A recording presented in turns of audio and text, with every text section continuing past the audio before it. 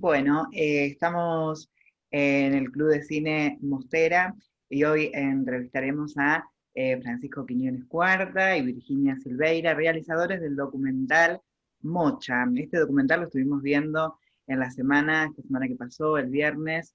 Estuvo por 24 horas, la verdad que yo particularmente no lo había visto y quedé muy conmovida. Bueno, nada, ahora vamos a ir hablando a medida que va transcurriendo esta nota. Primero saludarlos, compañeros, y agradecerles que estén aquí, por supuesto. Hola, Majo, ¿cómo estás? Hola Virginia, ¿cómo estás? Espero que te haya gustado mucho el documental. Sí, hermoso. Francisco, ¿cómo te va?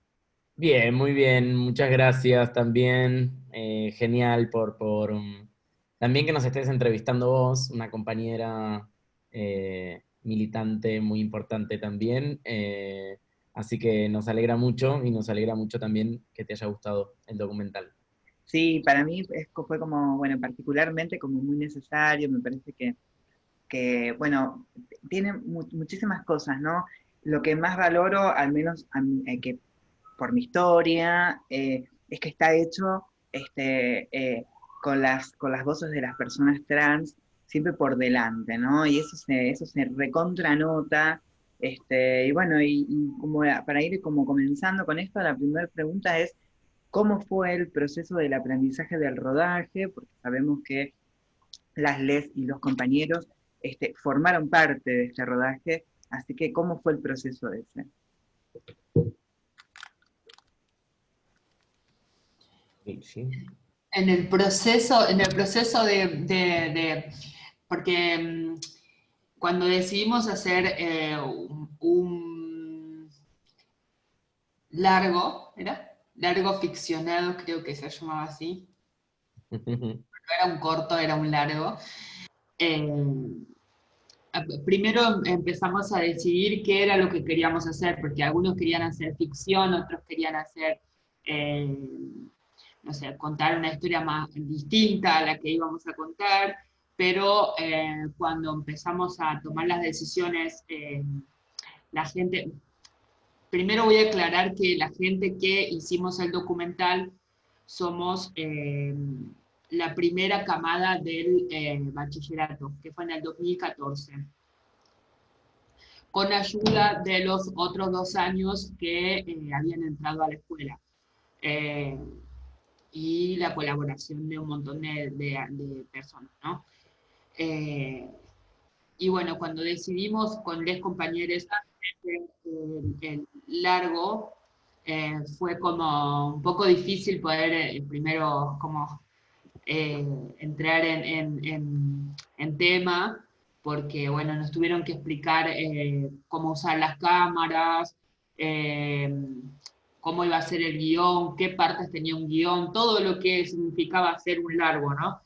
Y ahí empezamos a poner de acuerdo. Y cuando nos pusimos de acuerdo, lo primero en que nos pusimos de acuerdo fue en que todos y todas y todes queríamos representar a Mocha, que todos éramos Mocha y que esa iba a ser la parte principal del documental, digamos. Eh, y bueno, fue un poco difícil porque también hubieron algunas cosas en medio que, como la transición de una compañera que hizo su transición en pleno proceso de rodaje, y cuando se estaba editando el documental también la compañera aparecía y con su identidad anterior, y cuando se estrenó la película, que habían pasado varios años, la compañera ya había cambiado su identidad, así que tuvimos que ponerle un blur para respetar su identidad por medio de la ley de identidad de género, y hablando también en conjunto con ella, pusimos lo del blur para poder respetar su identidad. Qué Bueno, interesante. todos estos procesos fueron atravesados en medio de las decisiones que íbamos tomando en el camino, ¿no? Qué interesante, realmente esto de lo que contás de la historia de la transición de la compañera me parece bárbaro, fabuloso realmente. Dentro de, y para vos, Fran, ¿cómo fue el proceso de aprendizaje de los compañeros? Fue un proceso para mí maravilloso porque de alguna manera era que las personas pudieran tener estas herramientas para comunicar en primera persona lo que deseaban. Eh, eh, Se discutió mucho porque algunas personas querían mostrar una parte de ficción de lo que era la vida de Mocha Celis, otras querían contar la historia de Mocha Celis, la escuela. Entonces era poder ponerse de acuerdo, pensar desde un gran equipo de producción, toda la primera parte. Nosotros teníamos todo un registro de todos los años de la escuela, y en el 2014 se recibía el primer grupo de egresadas y egresados, y el deseo era que lo hiciesen en el Ministerio de Educación de la Nación, y era un acto muy importante, porque era la primera escuela del mundo con estas características, y era un evento de alguna manera mundial, y había que poder contarlo, y nos pareció que no tenía sentido que lo hiciéramos quienes estuvimos generando o en el rol de docentes o directives, que teníamos ese registro. No tenía sentido contar la historia desde ese punto de vista. Entonces Rocío Pichirilli y Rayán Indí estuvieron a cargo de compartir los saberes como productora y como realizador, para que, bueno, las y los estudiantes en la materia de metodología de la investigación, que estaba a cargo de Miguel Nicolini, pudieran incorporar esas herramientas y, bueno, y contar la historia y ese relato en primera persona, ¿no? Eso era lo importante de esto, que pudiera ser eh, compartido por ellas y ellos. Y lo más lindo de todo es que al final del proceso, algunas personas participantes de esta construcción colectiva terminaron estudiando carreras que tenían que ver con lo audiovisual, ¿no? Así que también tuvo distintos impactos y en distintos sentidos. Por un lado, el producto que se generó, donde hubo acuerdos, por ejemplo, de poder contar, sí, la historia de Mocha Celis, contar la historia de quienes fuimos hacedores del espacio, y también la cámara en mano de contar a través de haber actuado esas escenas, qué impacto tuvieron en su vida, porque también fueron reconstruyendo que la historia de Mocha Celis es la historia de cada una de ellas también, que habían pasado por los mismos procesos, descubrir que había un sistema que de alguna manera las había expulsado y los había expulsado del sistema educativo, y que no era por una falta de interés, o, digo, cada una lo sabía por sí misma, ¿no? Cada persona lo sabía por sí misma, pero al darse cuenta que todas estaban en la misma situación, entendieron esta cuestión del sistema, ¿no? Que expulsa y que había truncado de alguna manera sus trayectorias educativas, y poder transformarlo, poder contarlo y dar a conocer desde la propia experiencia, tomando la vida de Mocha Celis, la persona física, digamos, y esas escenas disparadoras y después entrelazar esas historias, para mí fue una experiencia hermosa. Y además, digo esto, ¿no? Que cualquier descubrir el deseo de participar delante o detrás de cámara y convertir eso en una profesión también. Claro, en el transcurso del film vimos algunas representaciones, esta quizás es una pregunta más para Virginia. En el transcurso del film vimos algunas representaciones que tenían que ver con las vivencias de nuestro colectivo. ¿Vos creés que estas situaciones de violencia que se viven, que ustedes pudieron contar y retratar, han ido cambiando en el transcurso de estos años? Sí, hemos tratado de retratar, para la redundancia, muchas historias que hemos pasado nosotras y que en su momento fueron como duras para nosotras, ¿no? Como por ejemplo el acceso a la salud, que cambió bastante, que las compañeras se están acercando un poco más al sistema de salud. Eh, por ejemplo, la educación, que también, bueno, se están como abriendo nuevos espacios y lugares en los que, como la escuela, la Mocha es un espacio, para mí yo lo tomo como un espacio de militancia y como una segunda casa, ¿no? después también el acceso a la vivienda, eso está muy, pero muy en riesgo porque con todo este tema de la pandemia, de la cuarentena y de todo esto, las personas que hacen el trabajo sexual no pueden pagar sus alquileres y lamentablemente deben meses y meses de alquiler en los lugares en los que viven. Gracias a que salió el proyecto también de cupo laboral trans, se van a poder cambiar un montón de realidades y un montón de cosas.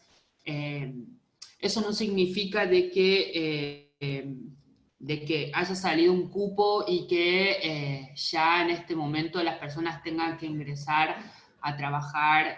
Todo es un proceso de cambio hacia adentro también, ¿no? Porque hay muchas compañeras con las que converso a diario y me comentan que ellas quieren seguir haciendo el trabajo sexual.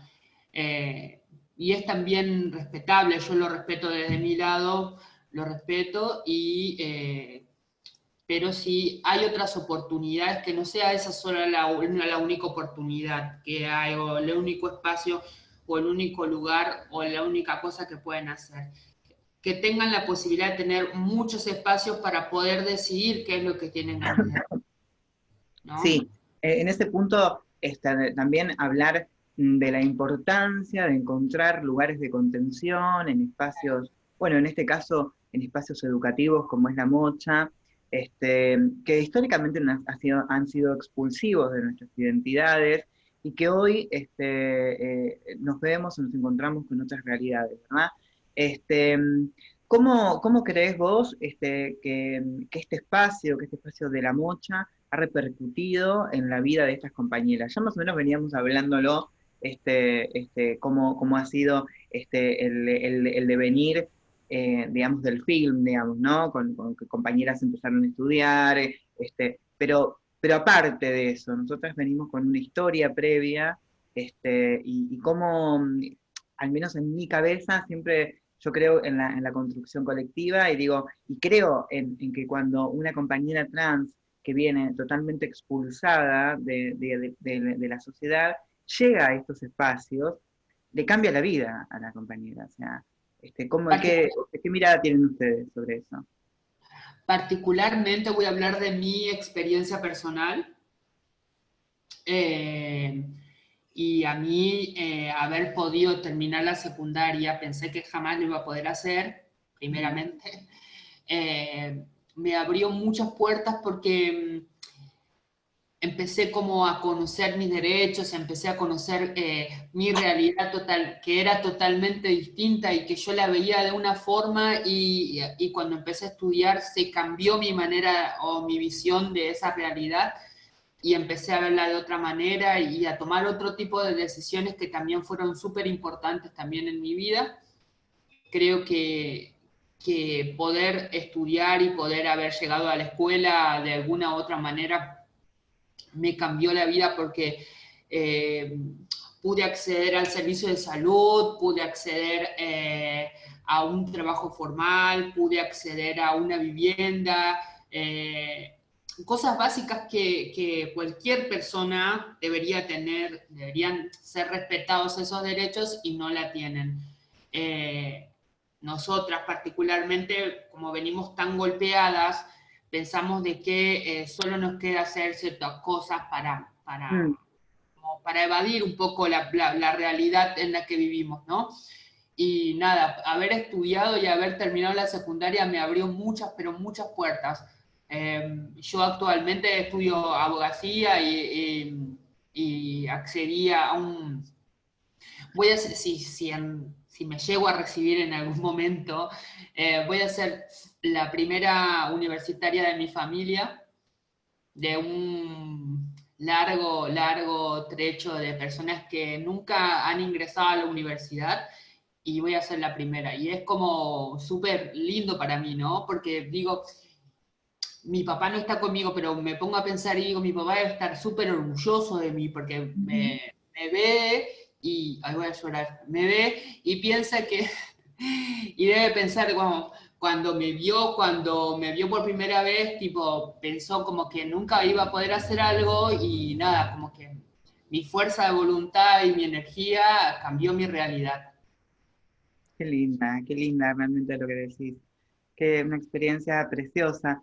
Y Francisco, ¿vos qué crees en la importancia que tiene para nuestro colectivo encontrar espacios de contención y más que nada en los educativos que han sido históricamente expulsivos de nuestras identidades?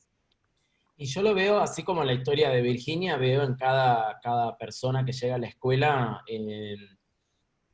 cómo en un principio esperan encontrar nuevamente un lugar que les va a ser difícil transitar, que están apostando de nuevo para, como tantas otras veces, poder estudiar y que quizás, bueno, sea un espacio más en la lista de haberlo intentado, ¿no?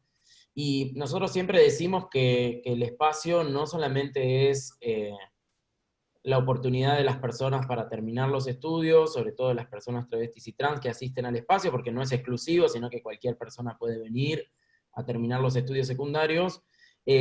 Nosotros planteamos que es la oportunidad del Estado para reparar ese daño que han hecho con la población travesti y trans históricamente, ¿no? Porque se ven las trayectorias, como esas trayectorias fragmentadas de repente se empiezan lo dice Miguel un poco en el documental, donde el primer día que llegaban no planificaban más de 2 o 3 días y ya al mes, a los 2 meses están planificando qué quieren estudiar, qué quisieran hacer, cuál sería su profesión, dónde les fantasean dónde quisieran vivir, qué tipo de negocio les gustaría armar o de tipo de profesional quisieran ser. Entonces, digo, lo que por ahí la mocha permite es correr ese horizonte cercano que también amenaza constantemente a las compañeras sobre saber esto que se plantea mucho del promedio de vida de 35 años, ¿no?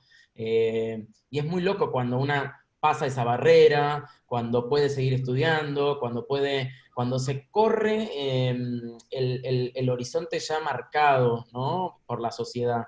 Mm, Claramente, digamos, sucedió a principio de año que nosotros teníamos una matrícula de 30 estudiantes por curso, son 3 años, y con la promesa de que se pudiese aprobar el cupo laboral trans, se duplicó la matrícula, ¿no? Y hoy que tenemos un cupo laboral trans, un decreto en el Senado, un decreto que hizo Alberto Fernández y también lo hizo Cristina en el Senado y en todo lo que es el Ejecutivo, cantidad de personas trans que se inscriben para terminar los estudios, que nos escriben para ver cómo esa etapa que estaba fragmentada, trunca, la pueden reconstruir para que eso se haga realidad, ¿no? Porque mm, realmente tiene un impacto muy grande, no solamente en la autoestima, terminar el secundario, en la cuestión de poder abrir oportunidades en la proyección de cada quien, eh,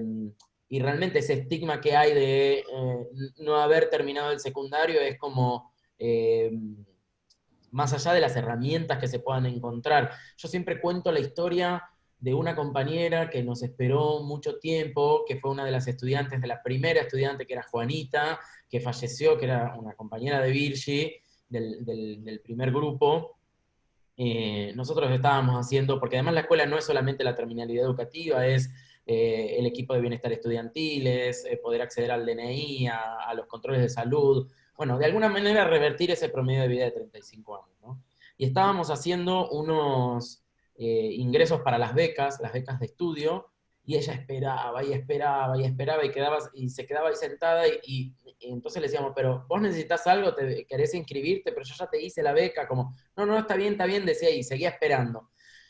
En un momento terminamos de atender, estábamos cerrando, nos estábamos yendo, y yo digo, ay, me olvidé de vos, perdón, o sea, como estaba ahí sentada, seguía ahí, ¿no?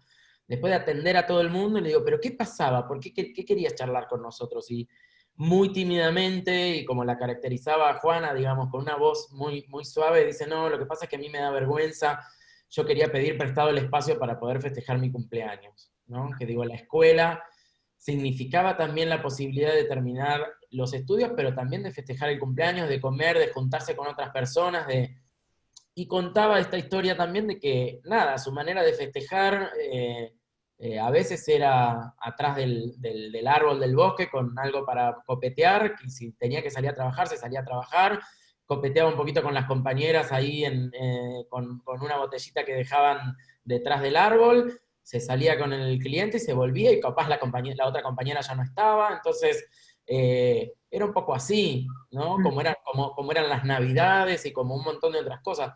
No tenían un espacio, porque por ahí el hotel donde vivían era, bueno, tratar de pasar desapercibida para que no las echaran, entonces digo, se constituía como otra cosa la escuela. Y sí, por supuesto, los cumpleaños de Juanita fueron en la mocha, hicimos juegos de la silla, comimos las empanadas salteñas, todo lo que ella recordaba de su lugar también, ¿no? Y lo compartió. Entonces la escuela también es vínculos. Y yo lo puedo decir en primera persona, digo, los arropes de chañar de la compañera el día que estaba enfermo y donde se enteró estuvo en la puerta de mi casa. Para recomendarme eso, digamos, como la curaba su abuela, con los arropes de chañar y las sopas y los caldos de pollo, ¿no? Es eso chiquito, es eso cotidiano que empieza a tejer vínculos y a transformar la realidad de todas las personas, no solamente del estudiante o de la estudiante, que en una escuela tradicional estaría puesto como en otro lugar, que viene a buscar un conocimiento, y acá es otra cosa. Todos y todas estamos aprendiendo constantemente, y es un ida y vuelta, ¿no? Exacto, mientras ibas hablando y contando esta linda historia, me hacía, bueno, venía ahora justo como la pregunta, dice, que bueno, durante el documental las voces de las personas trans son las protagonistas, ¿no? En diferentes cuestiones. Y hay una parte que se habla, obviamente, de la expulsión de la institución, pero cómo se ve en el transcurso de la filmación, cómo esas compañeras que llegan con un perfil muy bajo, terminan después al final del film, no lo vamos a spoilear, pero al final del film, con un empoderamiento, con un cartel en la mano, con el puño en alto, yendo a una marcha, participando. Digo, qué importancia, ¿no? Qué importancia tiene que el lugar educativo, como decías efectivamente, Francisco, no solamente se convierta en un aula que da clases, sino que sea un lugar para el empoderamiento, con la sensibilidad que se necesita y con el conocimiento que se debe tener sobre las realidades travestis y trans, que no son las mismas realidades que el resto, ¿no? No, no, claramente, y eso no es que nos fue dado y lo fuimos aprendiendo, fue un intercambio, fue un ida y vuelta, digamos, no era que era un conocimiento que ya teníamos y el espacio como era, no, digo, tuvo sus idas y vueltas, tuvo sus reformas constantes, aprendimos mucho de las compañeras y los compañeros. Nosotros el primer día eh, que abrimos la escuela, yo siempre cuento que no sabíamos cómo empezar, digo, ¿cómo hacemos para que confíen en la escuela y que sea un espacio amoroso y que se sientan bien y que no sea expulsivo? Y bueno, algunas compañeras al principio fueron más tímidas o se preguntaban cómo iban a hacer para pagarse el uniforme, porque esperaban la escuela tradicional o la que habían Abandonada. vivido, ¿no? Sí, entonces, después, bueno, Virsi lo puede contar porque vivieron todo el proceso, desde que la escuela era un solo aula con afiches en la pared y con la silla, una de cada lugar que podíamos, y a veces ni había sillas, ¿no? Hasta lo que soy la escuela, ¿no? Y todo lo que ha crecido. Pero bueno, se fueron apropiando, le fueron poniendo color, la fueron modificando, fueron haciendo la escuela que querían hacer, ¿no? También. Eh, y aprendimos estrategias.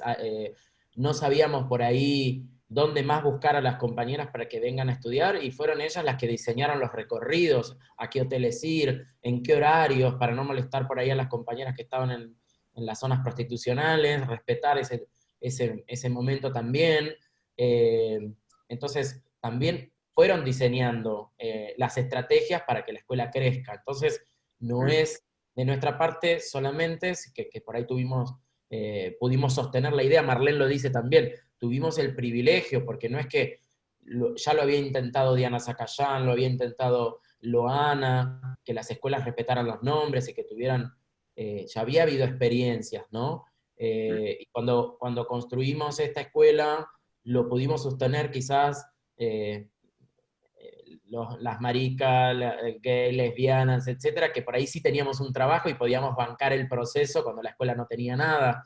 Y las compañeras trans llegaron un poco más tarde, en el rol quizás de estudiantes, pero fueron las que hicieron el espacio, porque también levantaron las paredes, hicieron la electricidad, y así, digo, y bancaron todo ese proceso de construcción de la escuela que les gustaría que sea, como es hoy la Mochaceles. Hermoso. Virgi dice como un poco, como parafraseando a Loana, que dice algo así que cuando cuando las trans ingresan a la educación, a la escuela, a la universidad, creo que dice ella, que no solamente le cambia la vida a la persona trans, sino también le cambia la vida al resto de la sociedad. ¿Cómo ha repercutido en vos, en tu vida? Digo, cómo que no solamente te ha repercutido a vos, sino también en la sociedad, ¿verdad?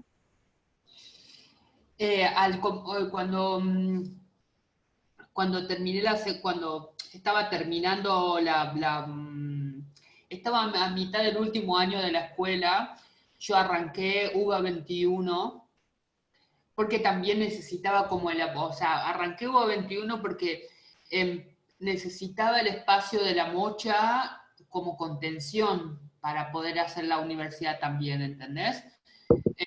Y me acuerdo que empecé a rendir materias de UBA 21 en medio que estaba con la Mocha, y era una locura tipo estudiar para la Mocha, estudiar para la universidad y como moverme de un lugar a otro. Y cuando rendí mi primera materia en la universidad, tipo, no le conté a nadie que tenía que rendir ese día. Y me acuerdo que fui y me presenté a rendir, que fue ay, ¿cómo se llama?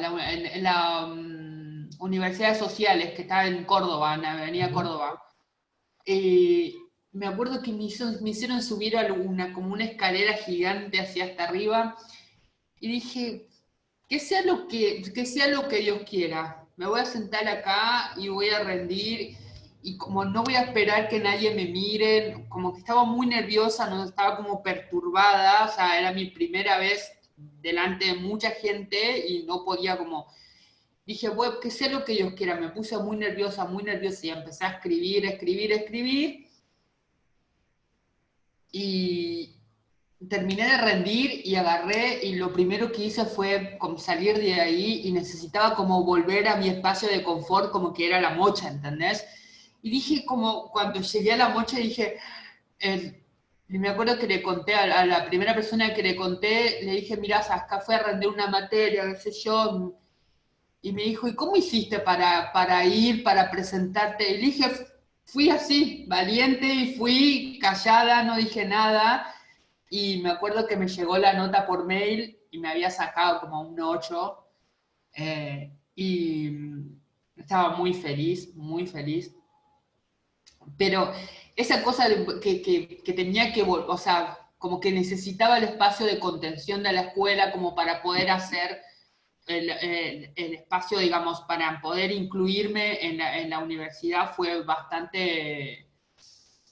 Es como, viste, cuando tu mamá te lleva al jardín y que te tiene que esperar 5 minutos antes en la puerta porque cuando salí no la ves y te pones a llorar.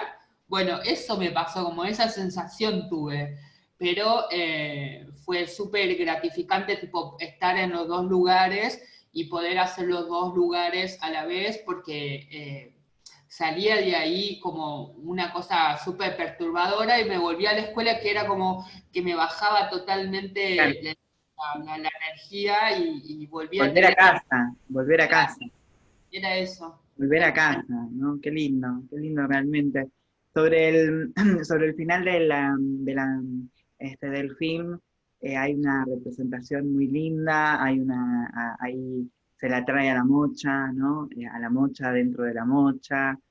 Cuéntenme un poco esa experiencia, porque a mí fue algo que, bueno, que a todos creo que les ha pasado, pero fue como muy conmovedor, ¿no? Muy conmovedor quienes no conocimos a la mocha, o sea, eh, bueno, porque Mocho no está y porque somos de otra generación, pero pensarla, digo, quienes conocemos sí la historia de la violencia policial, histórica, ¿no? Y pensarla y verla ahí en esa representación de la compañera, y bueno, fue muy lindo ese pasaje, me gustaría que ustedes puedan hacer alguna reflexión sobre eso.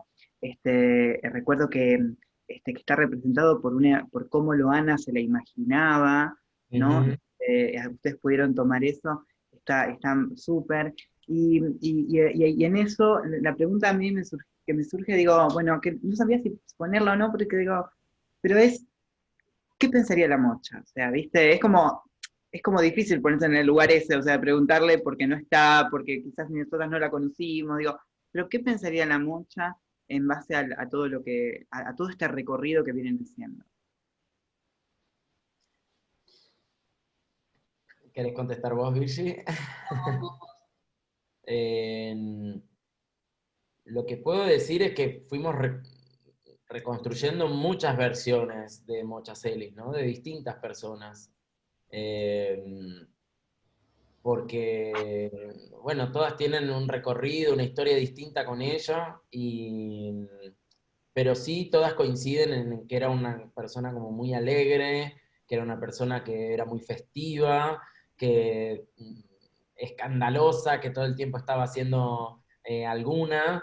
Entonces creemos que nada, que estaría haciendo chistes, que estaría feliz, suponemos, ¿no? Digo, ese momento como se la imagina Loana en ese relato era como ella la contó. Nosotros tampoco conocimos a Mocha Celis, sabemos que es como ella planteó, digamos, hay tantas compañeras para ponerle nombre a tantas cosas, ¿no? De crear tantos espacios, y una cosa que siempre decía Loana era animarnos a construir el mundo en el que queremos vivir, y supongo que Mocha también hubiera imaginado una escuela así, ¿no?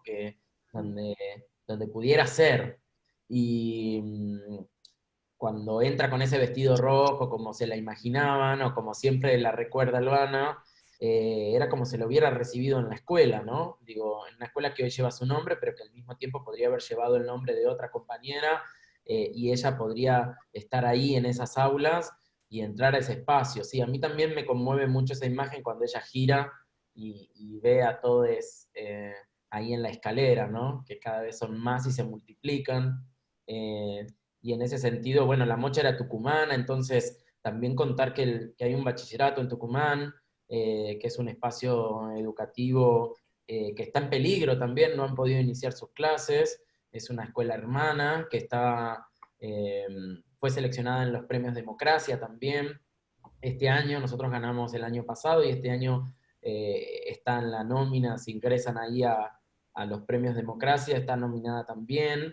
Eh, y son necesarios esos espacios, porque cuando abrió esa escuela, las tucumanas, y supongo que la mocha también le hubiera pasado, volvieron a Tucumán, porque ahí había una oportunidad, ¿no? Volvieron a estar cerca de sus familias y de alguna manera trabajaron este problema del desarraigo que se da de tener que emigrar para tener una oportunidad y tener que dejar la familia y tener que dejar todo. Entonces supongo que la mocha hubiera vuelto escandalosa a Tucumán a los carnavales y a poder ser quien quiso ser siempre, pero en su tierra. Qué lindo. Quiero, quiero, Virginia. quiero aclarar que la persona que hizo de Mocha en el documental es tucumana, Ujú. se llama Morena, y en una parte del documental ella dice que habla como con la tonada tucumana y dice, En Tucumán no saben ni que existe esta escuela, no saben quién es la Mocha. Yo voy a llevar la palabra para que todos se enteren quién es la Mocha. Qué interesante, qué linda realmente, ¿no? Qué linda. Nada, me conmovió muchísimo. Mira, retomando un poquito lo que decías, Francisco, preguntarte si, aparte de Tucumán, si hay otras provincias que han tomado la experiencia de la mocha. No, en tanto, la Mocha fue la primera, después estuvo el Bachillerato de Tucumán y también una experiencia educativa en Avellaneda, en la Universidad de Avellaneda. Pero en otras provincias hubo alguna experiencia de aula satélite que ya cerró, digamos que era un aula que dependía de una universidad, pero no hay experiencias como el bachillerato. Nos encantaría que haya una en cada provincia o en cada Mm. barrio, para que ninguna más tenga que emigrar, pero no, por ahora eso no, y las que estamos peligramos porque no tenemos financiamiento, seguimos sin ese financiamiento integral. Le está pasando a la escuela de Tucumán, ni siquiera empezaron con las clases virtuales, y nosotros, bueno, sostenemos con el WhatsApp, que es una herramienta que están teniendo la mayoría de las compañeras porque en general no tienen acceso a internet, ¿no? Entonces eso es una gran dificultad. Y más cuando, bueno, en la ciudad de Buenos Aires se eliminó el programa o el plan Sarmiento, porque antes tenían, por terminar la primaria, tenían la computadora, y también durante el gobierno anterior se eliminó el Conectar Igualdad. Si no, esa hubiera sido una gran solución en este momento de pandemia, tendríamos esa herramienta para poder sostener las clases virtuales. Este año el establecimiento no tuvo clases, digamos, no pudo tener clases, solamente por WhatsApp. Sí, trabajos prácticos por WhatsApp, sostener el vínculo educativo que lo están llevando adelante un grupo de docentes, y también con el Teje Solidario, sosteniendo en articulación con distintos espacios de diversidad, con el Ministerio de las Mujeres, Género y Diversidad, sobre todo, la necesidad de cubrir los alimentos, ¿no? Así que bueno, estamos sosteniendo eso, también junto a la Cruz Roja, eh, bueno, haciendo un trabajo para sostener ese vínculo y que poder garantizar lo básico. Pero esta pandemia en sí destapó una problemática o profundizó una problemática que es el cotidiano de las compañeras, ¿no? El no tener dónde vivir o pagar una fortuna en los hoteles o que las desalojen. Digo, ahí está la escena del desalojo en la película. Sigue siendo así, ¿no? No pudiste pagar, en pandemia si no tenían para pagar, las echaban a pesar del decreto, digo, violando ese decreto. Hoy está siendo este problema, tenemos estudiantes que están siendo desalojadas en este momento, ¿no? Eh, y la imposibilidad de sostener en el espacio en el que estamos ya no cabemos, necesitamos poder tener un espacio que sea propio, que Eso te iba a podamos... preguntar, cómo, Sí, cómo, sí. cómo lo venían llevando, en qué estaban. Y tratamos de tejer redes y tratamos de encontrar una solución buscando reunirnos con gente que pueda ayudarnos así como lo hicimos en su momento con Alberto Silioni, el ministro de Educación, que nos ayudó a construir las aulas que tenemos hoy. Virgi lo puede contar porque, como les decía, arrancamos con esos tablones y esos afiches, y al finalizar el curso, cuando ella se estaba por recibir, se construyeron las aulas. A través de Alberto Silione se hizo un fortalecimiento educativo y se construyeron las aulas con bibliotecas, con todo.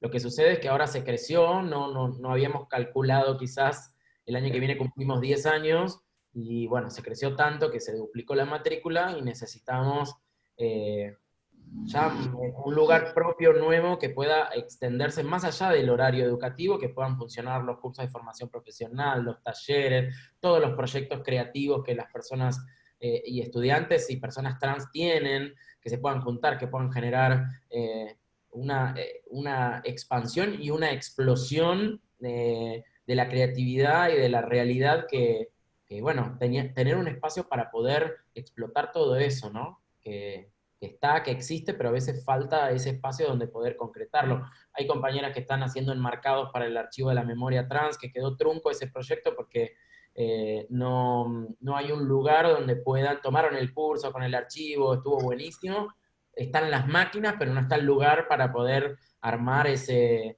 microemprendimiento. Hay compañeras de joyería, hay personas que tienen un proyecto de publicaciones, fanzines, qué sé yo, tantas cosas, y faltan esos espacios. Entonces, queremos hacer un gran polo educativo y cultural para que albergue todos estos proyectos, sean o no estudiantes de la escuela, ¿no? Claro, absolutamente. Y seguramente va a ser así. Bueno, este año particularmente ha sido un año bastante complejo por esto de la pandemia, efectivamente, que nos ha atravesado a todos, todas y todes. Pero no todas han sido malas noticias. Fran, si nos querés contar un poco, o Virgi. Virgi, ¿querés contar un poco? Contá vos. Qué tímida te pones. No, bueno, la noticia más hermosa es que pudimos construir y ser junto a Mujeres Trans Argentinas una de las primeras organizaciones que pudo obtener en pandemia, bajo la resolución 1-2020 del IGJ, la personería jurídica que tardaba tanto tiempo tardamos mucho en poder obtenerla, era un proceso muy difícil, pero este proceso simplificado, esta resolución que simplifica los pasos del IGJ, y también logramos obtener una resolución para obtener el QUIL, ¿no? El QUIL para funcionar como organización de la sociedad civil, que de alguna manera es como tener el DNI, ¿no? Digo, es como tener el DNI como organización y poder acceder a un montón de cosas. Y lo más lindo de todo eso es que quienes integramos esa asociación civil son egresados y egresadas de la escuela, son docentes, comunidad educativa en general, directives del espacio, así que está integrada por todas las partes y eso hace que sea una cuestión plural. Y lo más lindo es que lo hemos hecho también con Mujeres Trans Argentinas, así que no fue en soledad, fue poder encontrarnos todo el tiempo para pensar estrategias, para lograr pasito a pasito obtener ese documento, digamos, como asociaciones civiles, y esperamos que eso les sirva a muchas otras organizaciones también, porque no solamente fue para nuestras organizaciones, sino que compartimos la información, la socializamos y queremos que todas las organizaciones puedan ser autónomas y que puedan llevar adelante todos esos proyectos que tienen pensados en sus espacios, ¿no? Muy bien, muchas felicidades por ello. Bueno, algunas últimas palabras, pues ya vamos a ir como cerrando. No sé si hay preguntas por ahí, yo no estuve viendo muchas, pero creo que no. Bueno, mientras tanto vamos a ir contándoles, quizás hay alguna pregunta que nos ponen en el chat, la podemos hacer. Le vamos a ir comentando que el documental fue proyectado por Mostera Club Cultural, .com.ar, y el viernes, esto fue el viernes pasado, y se vuelve a proyectar este viernes 18 a partir de las 20 horas y por 24 horas. A ver qué me dicen acá, a ver qué me dicen de producción. Que ya fueron respondidas las preguntas, perfecto. Por cucaracha nos avisan eso, que ya fueron respondidas las preguntas. Estuvo muy linda, realmente les agradecemos muchísimo. Yo particularmente les agradezco porque he tenido la posibilidad no solamente de compartir estos recorridos en estos meses junto a Francisco, junto a las compañeras, sino también después de ver el documental, tener también como una mirada mucho más amplia sobre la educación, sobre las vivencias de las compañeras, sobre cómo repercute positivamente en la vida de todos y todas estos espacios de contención, que más que de educación, como decíamos recién con Virginia, es esa sensación de volver a casa, ¿viste? Así que eso es fundamental y se agradece muchísimo. Vamos a agradecerle a La Mocha y a Groncho Studios por permitirnos compartir el documental, efectivamente. Y bueno, y nos vamos a despedir con algunas palabras de ustedes que nos quieran contar, nos quieran decir. Voy a decir solo una frase que me quedó, una frase que dice Loana siempre, que el amor que nos negaron es nuestro impulso para cambiar el mundo. Es una frase súper linda y súper reconfortante, y La Mocha nos da mucho amor, y nos va a ayudar a cambiar el mundo, porque es una cosa súper fuerte y súper linda poder terminar la secundaria y poder sentirse realizada, ¿no? Y realizada, realizado, realizade, como uno quiera identificarse. Simplemente eso.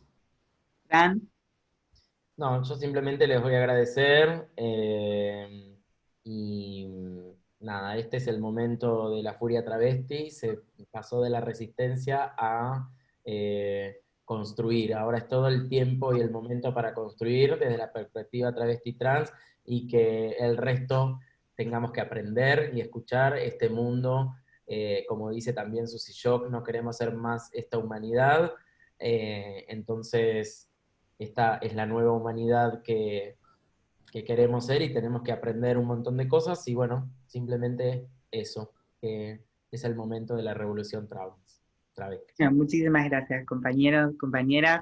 Les mandamos un fuerte abrazo. Gracias. Muchas gracias.